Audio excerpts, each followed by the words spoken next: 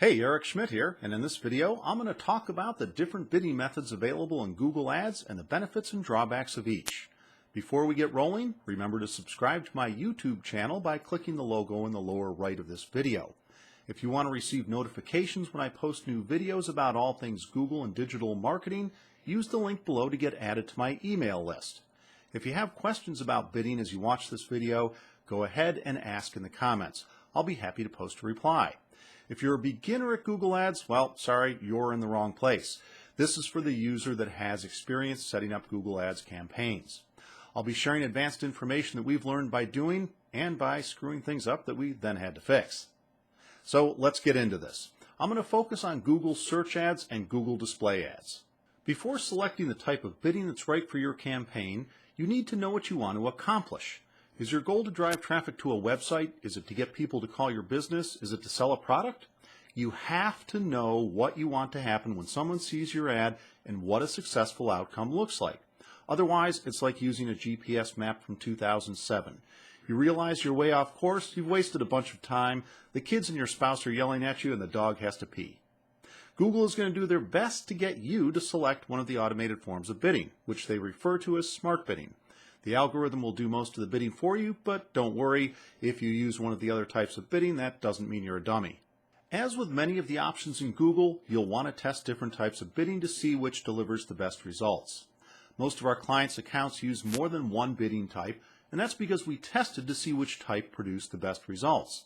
When having success with one type of bidding, we'll often start new campaigns with the same bid type, but if it doesn't produce the results in line with our expectations, we test other bidding options.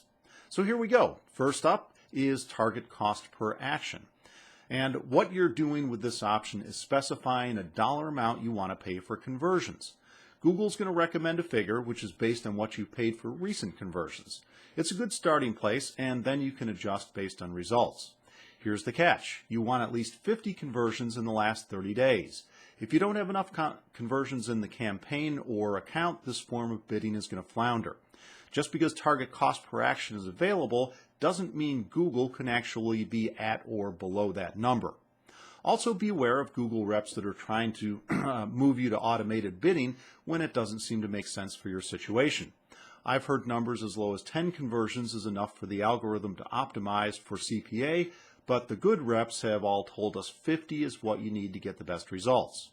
If your campaign is for a higher ticket sale and you have a low number of conversions each month, this form of bidding probably isn't right for you. I've placed a link in the description under this video to Google's support page for target cost per action, and it goes into detail for the setup process. Next, we've got the target return on ad spend, ROAS. This option allows you to set a target conversion value for the conversions being tracked. This number is an average, and Google optimizes the bidding up or down based on what they estimate the value to be of the user. If you're a service-based business, such as a law firm or a plumber, the value of a client can vary widely from one lead to the next, even if they need the same service. For an e-commerce business, you can set the value of the product, and Google will try and maximize the conversions based on your value. Google claims this form of bidding is good with a minimum of 15 conversions in the last 30 days. As always, more data to feed the algorithm is going to result in a better outcome. If you want details on how to set it up, there's a link to the Google support in the description section under the video. So next we go to maximize conversions. And this is like a cost per action, but you're telling Google to get as many conversions as you can for the budget. The cost per conversion might be high or it might be low, but Google will do its best to spend your entire budget. As with the other bidding types, there's a link labeled Maximize Conversions under this video. So now we've got Maximize Conversion Value. This is like Maximize Conversions, but you've got to set up your conversion tracking with transaction-specific values. Google is going to optimize for the best conversion value. There's a link under this video, and it's labeled Maximize Conversion Value, and this takes you to the Google Support Setup page so you can understand how to implement that if it is going to be right for your campaign.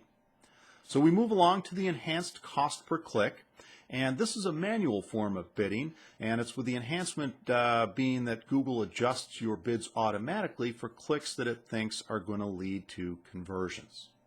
So now we're going to move into the section where we talk a little bit about the manual cost per bidding. And this is the most basic form.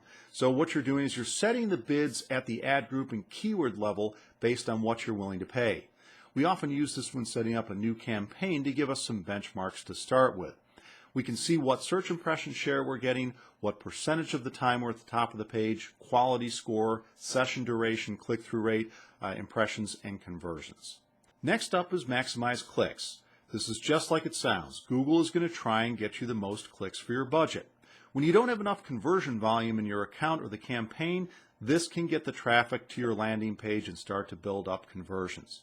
If you aren't tracking conversions and clicks is how you plan to judge success or failure, this is a good starting point.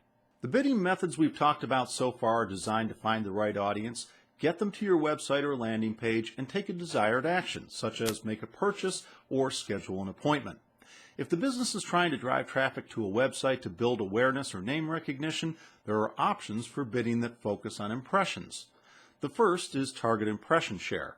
If you want your ads to show up 90% of the time and you want them to be at the top of the page, meaning within the top 4 ads, you can set your budget and bids accordingly. We had a client that wanted to appear in searches for a certain geographic area any time that someone searched on our keywords because they perceived a competitor was beating them in that region. It was more important for the ad to always be there than use one of the conversion-based forms of bidding. Then we have VCPM, which stands for Viewable Cost Per Thousand and is available specifically for the Google Display Network. Here you set the amount you're willing to pay on a cost per thousand basis for viewable impressions. If you have comments or questions, post them in the comments section below. I'm always happy to respond. If you found the video informative, please give it a thumbs up. Thanks for watching.